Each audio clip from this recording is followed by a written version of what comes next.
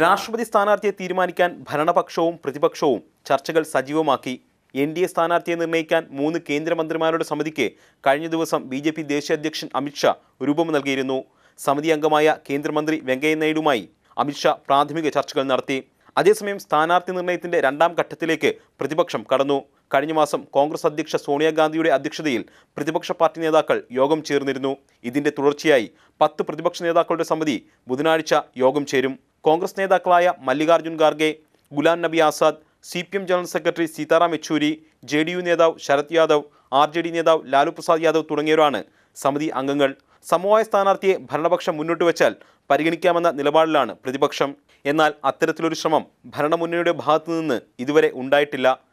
എന്നാൽ അമിത് ഷാ നിയോഗിച്ച സമിതി പ്രതിപക്ഷ പാർട്ടി നേതാക്കൾ ഉൾപ്പെടെയുള്ളവരോട് വരും ദിവസങ്ങളിൽ ചർച്ച നടത്തുമെന്നാണ് അറിയുന്നത്.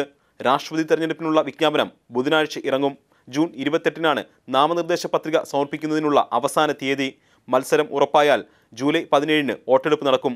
ജൂലൈ 20-നാണ് ഫലപ്രഖ്യാപനം. മാതൃഭൂമി ന്യൂസ്, ഡൽഹി.